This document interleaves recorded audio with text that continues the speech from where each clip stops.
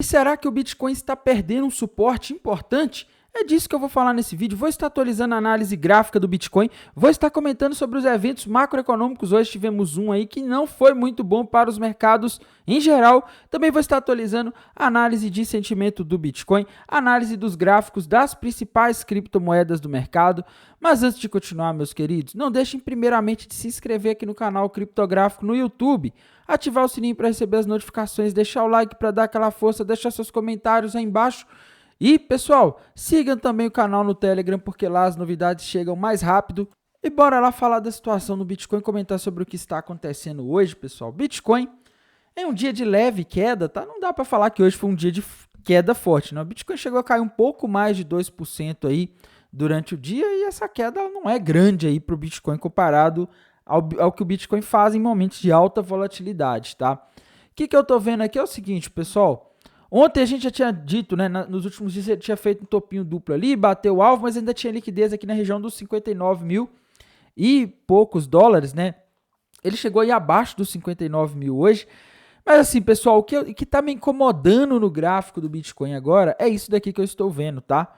Ele parece estar formando um topo duplo, que é um padrão que normalmente reverte uma tendência de alta para uma tendência de baixa. Nas últimas semanas aí, a gente já viu o Bitcoin perder uma linha de tendência de alta, né? Ou seja, ele perdeu aquele movimento de alta em que ele vinha desde o dia 6 de setembro ali, aquele movimento de alta que aconteceu principalmente em função de o Fed ali ter cortado os juros. E agora ele parece estar fazendo um outro padrão aí que indicaria queda, tá? Mas só que tem um detalhe importante, ele ainda não rompeu isso daqui. Não dá para dizer que ele rompeu, tá? Bitcoin parece estar fazendo um topo duplo aqui no gráfico de 4 horas.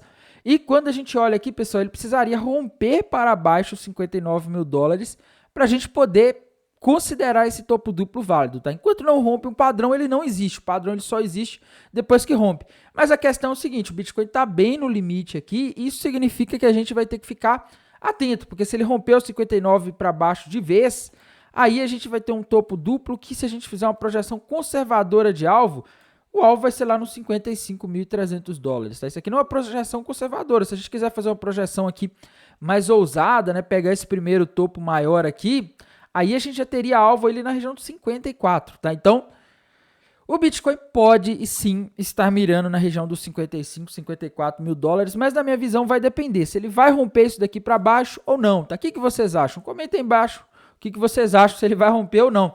Por enquanto, pessoal, para mim ele está aí aguardando os próximos eventos macroeconômicos e também geopolíticos, tá? E, pessoal, temos uma notícia muito importante aqui para o Bitcoin. Essa notícia, inclusive, pode ser uma das possíveis explicações para ontem, com o mercado americano subindo, tudo subindo, o Bitcoin tá caindo, tá? Os Estados Unidos podem vender 69.360 bitcoins que foram apreendidos no caso da Silk Road, tá? Pessoal, esse caso da Silk Road é um caso antigo, né? É um caso aí que já tem tempo que ele tá aí atormentando o mercado, tá? E, assim, será que vai causar uma queda? Será que eles vão vender? Quando que eles vão vender? Infelizmente ainda não tá claro, viu, pessoal? Esses bitcoins aqui, eles foram apreendidos ali já tem muitos anos, já tem mais de 10 anos, se eu não me engano, tá? A Silk Road era um mercado online anônimo que funcionava ali entre 2011 e 2013, a gente tem 2024, né? E aí eles prenderam ali os fundadores por lavagem de dinheiro, coisas do tipo, coisas ilegais, tá? E agora pode ser que a Justiça dos Estados Unidos vendam aí esses bitcoins, esses 69.370 bitcoins no mercado, e isso em tese poderia derrubar o Bitcoin, tá? Eu sinceramente, pessoal, eu acho que o que joga o preço mais para baixo é mais o medo que as pessoas ficam desses bitcoins serem vendidos de uma vez do que o fato deles estarem sendo vendidos, tá? Porque, como eu já mencionei aqui várias vezes, pessoal, o que acontece quando o governo dos Estados Unidos, o governo da Alemanha, o governo de qualquer país tem que vender, ou empresas têm que vender quantidades muito grandes de Bitcoin, eles não vão lá na Coinbase, no mercado onde todas as pessoas operam, ou não vão lá na Binance e abrem uma ordem a mercado e vendem. Nunca vão fazer isso. Se eles fizerem isso, além deles derrubarem o mercado, eles vão estar vendendo a um preço muito abaixo do preço que vale no momento do preço que está sendo negociado, né? Então, eles vão tomar um spread gigantesco, então dificilmente eles fazem isso porque não tem liquidez no mercado convencional.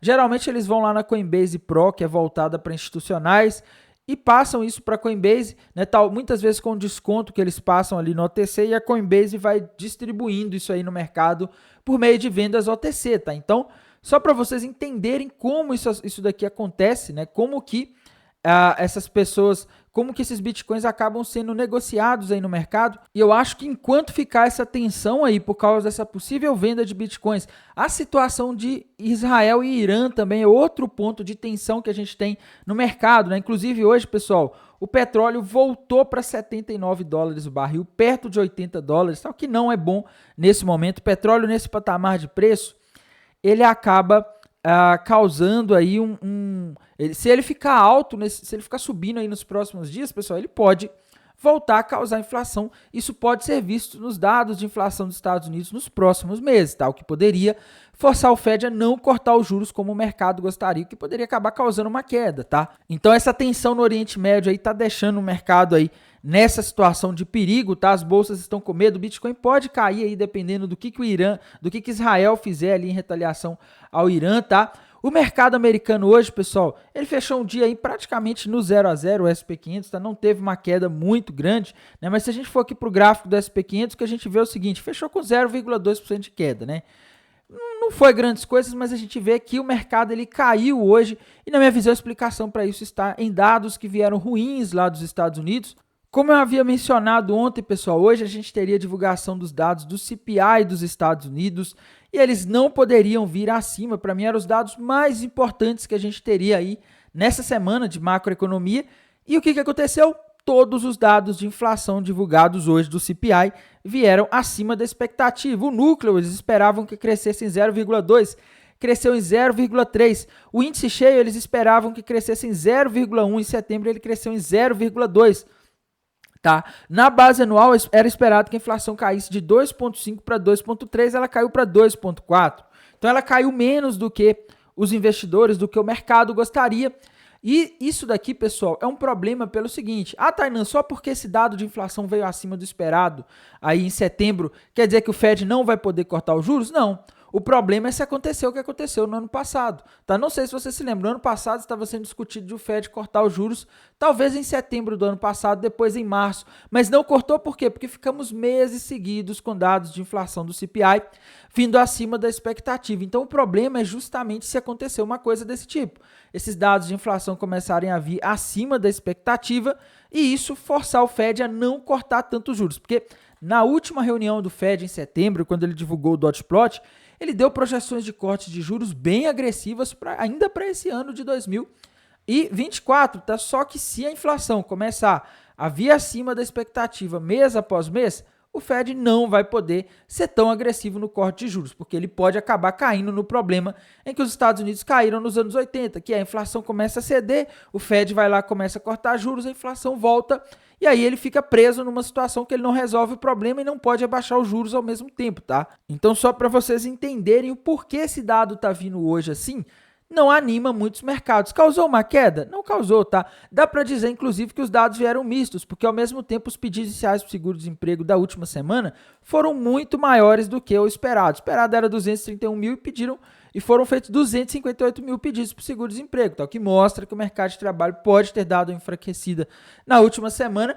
Mas assim, pessoal, no geral, o que eu acho que chamou mais atenção hoje foram esses dados de inflação, tá? Os dois dados foram ruins, mas os dois aí seriam contraditórios, né, em termos do que um fala. Um fala que a economia está muito forte, o Fed não está podendo cortar juros. O outro fala que o desemprego aumentou, sinal de que a economia está fraca, então o Fed teria que cortar juros, né? Os dados meio que eles não se conversaram, tá? Mas temos que lembrar também que o dado de inflação é relativo a setembro, tá? Já o dado de pedidos iniciais do seguro-desemprego é relativo à última semana, então ele é mais recente, tá? Mas no geral, pessoal, esse dado de inflação aqui hoje, eu acho que ele complica a situação porque a gente tem um SP500, as bolsas americanas, na máxima histórica, tá? Qualquer coisinha que aparecer que faça com que esse mercado se desanime, que esse mercado tome um susto, pode ser o suficiente para causar uma correção. Quando você tem mercado em máxima histórica, você tem que tomar cuidado, tá? E a gente sabe que se as bolsas americanas corrigem, isso tende a puxar o Bitcoin. Tainan, você está sendo pessimista, você está falando que vai cair? Não.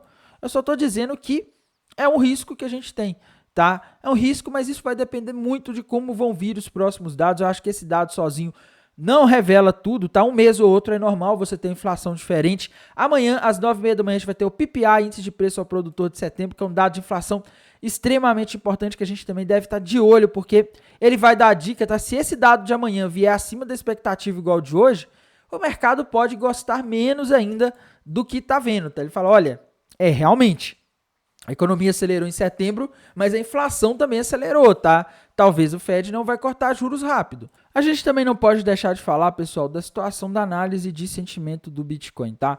Quando a gente vai aqui para o TRDR, hoje a gente tinha ali um aumento do Open Interest, né? Principalmente ali por volta das 10h30 da manhã, o Open Interest estava subindo. O Long Short Ratio ele subiu só mais tarde, né? Mas a gente tinha o Long Short Ratio positivo, subindo levemente, e o Open Interest positivo, tá? O que isso significava? Significava queda, tá? A maioria das pessoas estavam abrindo posições long aí na parte da manhã, e as baleias não perderam tempo e aproveitaram e jogaram o mercado para baixo, tá? Agora a gente teve uma diminuição no Open Interest, né? O que não significa necessariamente que a gente não pode cair mais, mas geralmente quando você tem uma diminuição rápida no Open Interest, é sinal de liquidação, e quando liquida o mercado, ele pode mudar de direção, às vezes ficar um pouco parado, tá? Então, essa é a situação que a gente está tendo, o Bitcoin voltando aí para os 60 mil dólares de novo, depois de liquidar uma boa parte das posições, né? Inclusive lá na High Block a gente consegue ver melhor o que aconteceu hoje. Como a gente já vinha falando aqui nos últimos dias, pessoal, a gente tinha bastante liquidez abaixo aqui nos mapas de calor, tá? Principalmente a região ali dos 60 mil, essa região aqui dos 59 mil dólares também, né? Até os 59.900, por aí a gente tinha alguma liquidez. O Bitcoin foi caindo nos últimos dias, consumindo toda essa liquidez que estava abaixo. E agora o que a gente tem é o seguinte, o Bitcoin já consumiu boa parte daquela liquidez que a gente tinha nos últimos dias, tá? Então, geralmente, quando o mercado consome toda a liquidez que tem nos últimos dias, duas coisas são mais prováveis. O mais comum é ele reverter a direção, tá? E a segunda mais comum aí, às vezes ele fica parado naquela região ali, até aparecer alguma coisa, tá? Para o Bitcoin cair aqui, depois de consumir esses níveis de liquidez, teria que acontecer alguma coisa. O que poderia ser o catalisador? Primeiro, alguma notícia aí relacionada a Israel e Irã, tá? Isso aí, dependendo da gravidade da situação, isso poderia sim provocar uma queda e ser um catalisador aí para o movimento de queda no Bitcoin, principalmente se isso acontecer no final de semana, tá? Que é o momento em que os mercados estão fechados, então os investidores de criptomoedas ficam sem saber o que fazer e acabam vendendo no pânico, tá? Além dessa situação, outro problema poderia ser também relacionado a alguma nova notícia de venda da Silk Road, desses Bitcoins da Silk Road aí, né? Anunciar uma data, alguma coisa do tipo aí, poderia provocar uma venda, tá? Porque os investidores poderiam olhar e falar, olha, tal dia eles devem vender, tal semana eles devem começar a vender. Então, o que nós vamos fazer? Vamos vender antes. Geralmente, os investidores acabam fazendo o preço cair muito mais por causa desse medo da queda do que pelo fato de estar sendo vendido lá, porque, como eu já mencionei, normalmente é via OTC, tá? Então, essa é a situação, tá? A gente pode também começar a ter níveis de liquidez abaixo se formando, mas por enquanto a gente não tem níveis muito relevantes, tá? A gente não tem uma acumulação muito grande de liquidez para justificar um movimento de queda, de busca por liquidez forte por agora. E um outro motivo, pessoal, que também poderia levar a uma continuação dessa queda, seria uma piora no humor do mercado americano, tá? O mercado pode começar a olhar e falar, nossa, acho que o Fed não vai poder cortar juros. Se amanhã a gente tiver o PPI forte, nos próximos dias a gente começar a ter dados mostrando a economia dos Estados Unidos forte, pode ser que o mercado olhe e fale, o Fed não vai poder cortar tantos juros como eu esperava, e aí o mercado começa a precificar isso e aí a gente acaba tendo uma correção, tá? Esse é o cenário que eu acho que causaria um dano menor ao mercado do que esses outros dois cenários que eu falei anteriormente, que seria tensão entre Irã e Israel e o outro os bitcoins da Silk Road, tá? E pessoal, a gente não pode deixar de falar também da situação das principais criptomoedas do mercado, né? Primeiro, começar pela Ethereum, que está subindo hoje num dia de queda do Bitcoin, tá? O gráfico da Ethereum, pessoal, nos últimos dias ele rompeu para baixo, uma bandeira de baixo com alvo lá nos 2.130, tá? A Ethereum vai buscar esse alvo? Sinceramente, pessoal, eu acho que tem que acontecer alguma coisa drástica aí para a Ethereum fazer um movimento desse aí de buscar esse alvo, tá? O Bitcoin teria que cair, algo que não está muito claro aí se vai acontecer, porque, igual eu disse, tá? Ele não rompeu aquele topo duplo para baixo, a gente não tem grandes níveis de liquidez, então vai depender muito mais, na minha visão, de eventos do que de gráfico em si, tá? O que eu acho que poderia ser um catalisador e que eu acho que pode pegar o mercado de surpresa a qualquer momento, seria mais forte de tudo, seria essa situação do Irã, tá? Porque isso aí dependendo de como acontecer, pode realmente ser complicado para o mercado, tá? Binance Coin, pessoal, Binance Coin não consigo ver um padrão gráfico nela por enquanto, tá? Temos que aguardar. Solana, meus amigos, Solana, algumas pessoas estão dizendo por aí que ela está formando um ombro, cabeça, ombro aqui, mas sinceramente, esse ombro, cabeça, ombro aqui está muito desajustado na minha visão para a gente considerar ele, tá? Eu não consideraria ali um ombro, cabeça, ombro. Ripple tá aí sem um sinal muito claro de direção, tá?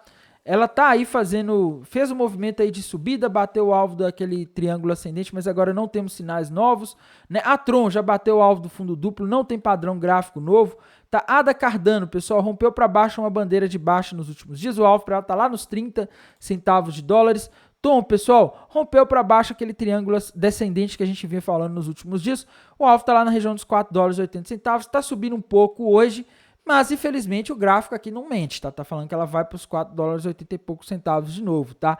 Ave, pessoal, parece estar formando um ombro, cabeça, ombro, com alvo lá na região dos 100 dólares, mas vai. Eu não sei, tá, pessoal? Sinceramente, eu tenho uma certa dificuldade aqui de dar um laudo para vocês e falar, olha, a Ave agora vai buscar os 100 dólares, porque ainda não rompeu, tá? Ela teria que romper essa região aqui dos 135 dólares para baixo. Se ela romper, aí sim a gente pode ter um alvo para ela nos 100 dólares. Por enquanto ela está em cima da região de suporte, tá? Então essa é a situação da maioria das criptomoedas, pessoal. Não posso deixar de falar também de algumas moedas importantes, tá? Uma que o pessoal sempre me pede para comentar aqui, Pendle, pessoal. Pendle pode vir a formar uma bandeira de baixa, se ela romper a região dos 3 dólares e 50 centavos, coisa que ainda não aconteceu, tá? Então a Pendle segue relativamente estável por enquanto, tá? A outra moeda importante é que a gente nunca pode deixar de comentar, né? Que o pessoal também sempre quer saber dela, é a Chainlink, tá? Quando a gente vai para o gráfico da Chainlink, ela tá em cima do suporte ali, viu, meus amigos? Não pode perder suporte, mas a gente também não tem um padrão novo aí indicando para onde ela vai, tá? Avax, pessoal, outra moeda aí que a gente também não pode deixar de comentar, tá? Avax, meus amigos, parece que está rompendo para baixo aquela cunha ascendente, viu? O alvo está ali na região dos 13 dólares e 50 centavos. Eu acho que ela vai, se o Bitcoin cair, se acontecer alguma coisa aí que faça o mercado cair, tá? Porque ela também não está com muita força, tá? Outra moeda importante aí também que eu tenho falado muito pouco, Polkadot. Tá? Polkadot, meus queridos, está em cima ali dos 4 dólares, que é a região de suporte mais importante que ela tem. Por enquanto não rompeu, mas se romper os 4 dólares, a coisa fica feia aí para a Polkadot, beleza? No mais, pessoal, irei mantendo vocês atualizados aqui pelo canal do YouTube, lá pelo canal do Telegram. Desejo a todos uma excelente noite de quinta-feira, um bom descanso e bons negócios. Até mais, tchau!